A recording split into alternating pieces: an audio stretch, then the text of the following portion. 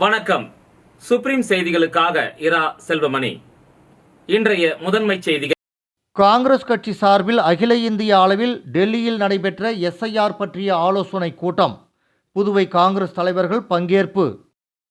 மழைக்காலம் என்பதால் பான்லே நிறுவனத்தில் பால் வரத்து குறைந்தது. பால் பூத்துகளில் பான்லே பால் தட்டுப்பாடு. கப்பலோட்டிய தமிழன் வ.உ. சிதம்பரம் நினைவு நாள்.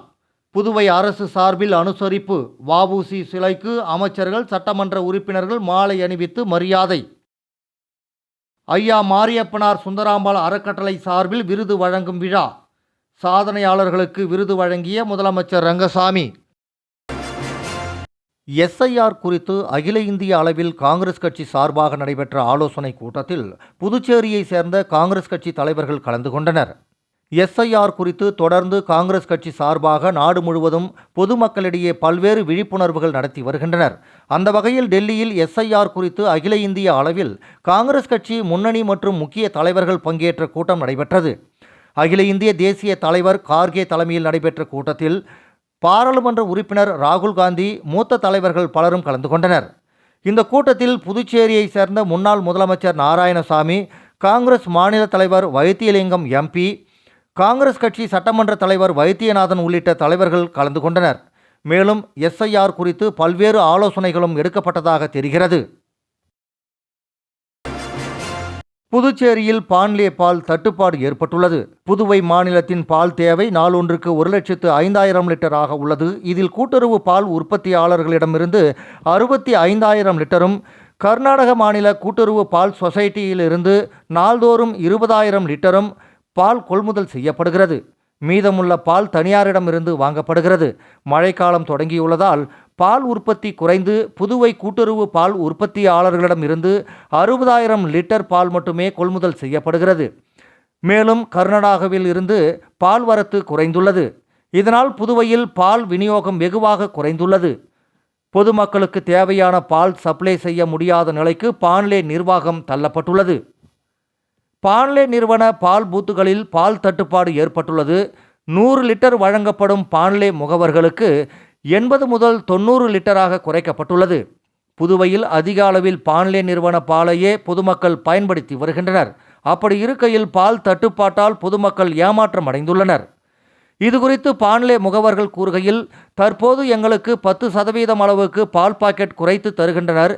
இதனால் நாங்கள் எங்கள் வாடிக்கையாளர்களுக்கு முழுவதும் பால் வழங்க முடியாத சூழ்நிலை ஏற்பட்டுள்ளது. எனவே சம்பந்தப்பட்ட துறை அதிகாரிகள் நடவடிக்கை எடுத்து தேவையான பாலை கொள்முதல் செய்து பால் தட்டுப்பாட்டை போக்க வேண்டும் என்றனர்.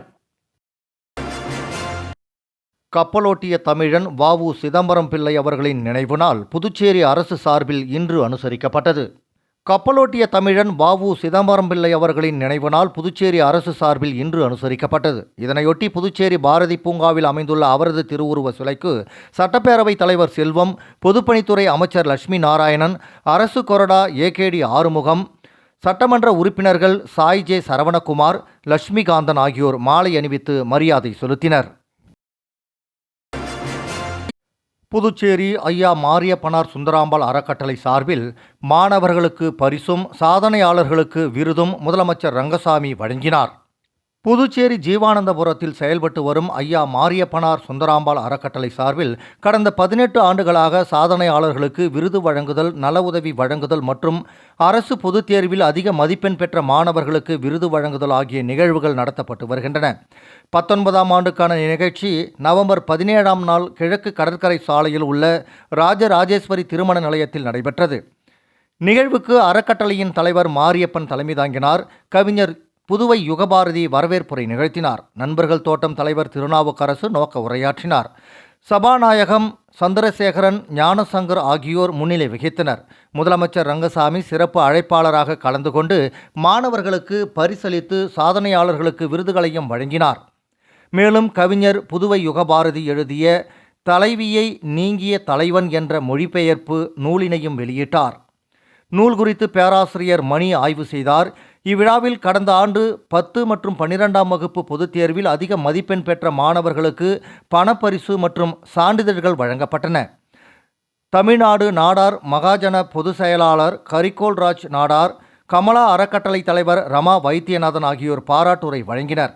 விழாவில் தமிழ்மாமணி உசேன், கலைமாமணி சுந்தரமுருகன், மதுரை சரஸ்வதி கோபாலகிருஷ்ணன், தொடக்கப்பள்ளி தாளாளர் முருகேசன் நாடார், மதுரை சேர்மத்தாய் வாசன் மகளிர் கல்லூரி பொறுப்பாளர் பாலகுரு நாடார், புதுவை தமிழ்ச்சங்கத்தின் செயலர் சீனு மோகன்தாசு, நடைவண்டி இலக்கிய கழகத்தின் தலைவர் கலைமாமணி மு பாலசுப்ரமணியன், புதுவை தமிழ்ச்சங்கத்தின் பொருளாளர் அருள் செல்வம், நிழற்பட கலைஞர் நேரு, புதுச்சேரி மாநில முத்தமிழ் இலக்கிய கழகத்தின் தலைவர் சண்முக சுந்தரம் ஆகியோர் வாழ்த்துரை வழங்கினர். நிகழ்வில் தமிழ்மாமணி ஆதிகேசவனுக்கு ஐயா மாரியப்பனார் விருதும், பேராசிரியர் பாமாவுக்கு அன்னை சுந்தராம்பாள் விருதும், முன்னாள் அமைச்சர் விஸ்வநாதனுக்கு மக்கள் தலைவர் வா சுப்பையா விருதும், நாடார் மகாஜன பொதுச் செயலாளர் கரிகோல் ராஜுக்கு கல்வி தந்தை காமராஜர் விருதும், பல் மருத்துவர் சீனிவாசனுக்கு மருத்துவ மாமணி விருதும், பேராசிரியர் அகமது மரைக்காயருக்கு தேவநேய பாவனர் விருதும், காரைக்காலைச் சேர்ந்த எழுத்தாளர் இளங்கோவனுக்கு காரை இலக்கிய செம்மல் விருதும், கம்யூனிஸ்ட் கட்சியைச் சேர்ந்த சேகருக்கு மக்கள் தலைவர் சுப்பையா விருதும், வழக்கறிஞர் ஜெகஜோதிக்கு கர்ம வீரர் காமராஜர் விருதும், சுந்தர் ஆர்ட்ஸ் சுந்தரமூர்த்திக்கு கல்வெட்டு சித்தர் விருதும், மருத்துவர் நாராயணனுக்கு மருத்துவ மாமணி விருதும், மாலை எக்ஸ்பிரஸ் ஆசிரியர் முனைவர் சக்திவேலுக்கு புரட்சியாளர் அம்பேத்கர் விருதும், கலைமாமணி கிருஷ்ணனுக்கு நாடக கலை செம்மல் விருதும், ஒரிசாவை சேர்ந்த எழுத்தாளர் உதயநாத்துக்கு வாழ்நாள் சாதனையாளர் விருதும், பாவேந்தரின் கொள்ளுப்பேரன் எழுத்தாளர் கனகசிவாவுக்கு திருவள்ளுவர் விருதும், பழங்குடியின கூட்டமைப்பு ஒருங்கிணைப்பாளர் ஏகாம்பரத்திற்கு பழங்குடி மக்கள் உரிமை போராளி விருதும், புதுச்சேரி தட்டச்சு கணினி பள்ளி சங்கத்திற்கு தட்டச்சு தந்தை இரா முத்தையா விருதும் வழங்கி சிறப்பிக்கப்பட்டது. முனைவர் தேன்மொழி கோபாலன் நன்றி கூறினார்.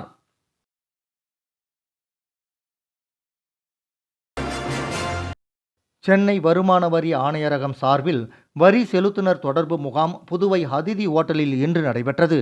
சென்னை வருமான வரி ஆணையரகம் சார்பில் வரி செலுத்துனர் தொடர்பு முகாம் புதுவை அதிதி ஓட்டலில் இன்று நடைபெற்றது. இந்நிகழ்ச்சிக்கு சென்னை வருமான வரி இணை ஆணையர் திருமதி சந்தியாராணி குரே முன்னிலை வகித்தார்.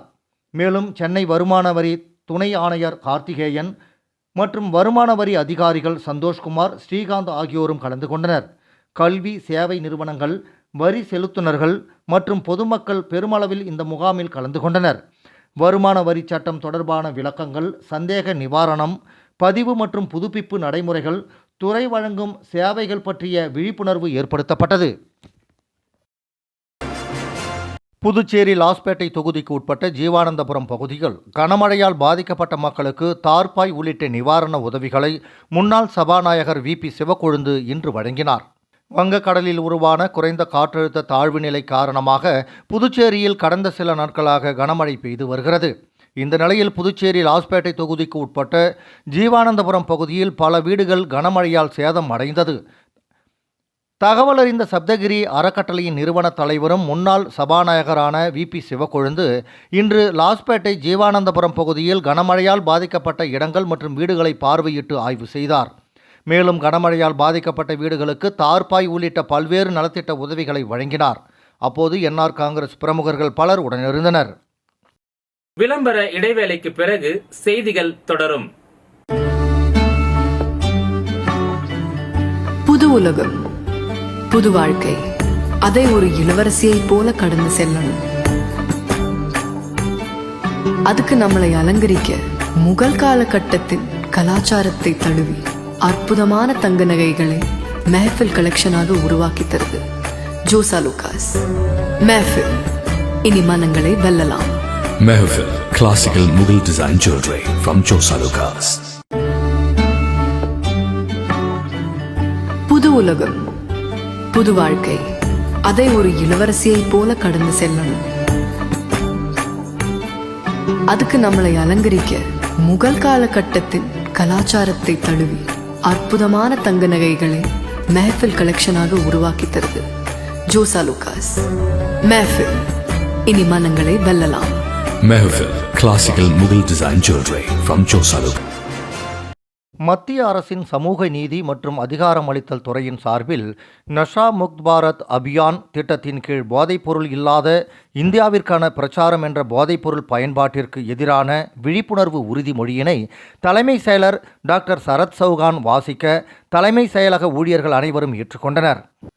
மத்திய அரசின் சமூக நீதி மற்றும் அதிகாரமளித்தல் துறையின் சார்பில் நஷா முக்த் பாரத் அபியான் திட்டத்தின் கீழ் போதைப்பொருள் இல்லாத இந்தியாவிற்கான பிரச்சாரம் என்ற போதைப்பொருள் பயன்பாட்டிற்கு எதிரான விழிப்புணர்வு உறுதிமொழியினை தலைமை செயலர் டாக்டர் சரத் சௌகான் வாசிக்க தலைமை செயலக ஊழியர்கள் அனைவரும் ஏற்றுக்கொண்டனர். இதனைத் தொடர்ந்து அரசு செயலர் டாக்டர் முத்தம்மா உறுதிமொழியை தமிழில் வாசிக்க அனைவரும் ஏற்றுக்கொண்டனர். அரசு செயலர்கள் மற்றும் தலைமை செயலக அனைத்து ஊழியர்களும் இந்த நிகழ்ச்சியில் கலந்து கொண்டனர். ராஜ்பவன் தொகுதியில் மழையால் பாதிக்கப்பட்ட மீனவ குடும்பங்களுக்கு முன்னாள் அமைச்சர் கண்ணனின் மகன் விக்னேஷ் கண்ணன் தலைமையில் அவரது ஆதரவாளர்கள் பகல் மற்றும் இரவு உணவுகளை வீடு வீடாக சென்று வழங்கினார்.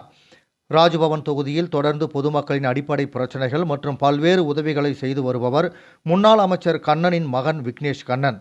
இந்த நிலையில் புதுச்சேரியில் தொடர்ந்து கடந்த 4 நாட்களாக கனமழை பெய்து வருகிறது. இதனால் மீனவர்கள் கடலுக்கு செல்ல வேண்டாம் என அரசாங்கம் உத்தரவிட்டிருந்தது. இந்த நிலையில் இவர்களின் வாழ்வாதாரத்தை பாதுகாக்கும் வகையில் விக்னேஷ் கண்ணன் தனது ஆதரவாளர்களுடன் குருசுக்குப்பம் மற்றும் வைத்திக்குப்பம் உள்ளிட்ட பகுதிகளில் அவரின் ஆதரவாளர்களுடன் கொட்டும் மழையை பொருட்படுத்தாமல் வீடு வீடாக சென்று பகல் மற்றும் இரவு உணவுகளை பொதுமக்களுக்கு வழங்கினார்.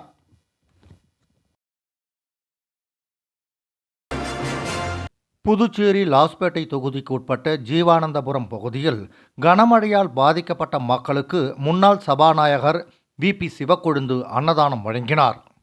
வங்கக்கடலில் உருவான குறைந்த காற்றழுத்த தாழ்வு நிலை காரணமாக புதுச்சேரியில் கடந்த சில நாட்களாக கனமழை பெய்து வருகிறது. இந்த நிலையில் புதுச்சேரி லாஸ்பேட்டை தொகுதிக்கு உட்பட்ட பல்வேறு இடங்களில் கனமழை தொடர்ந்து பெய்து வருகிறது.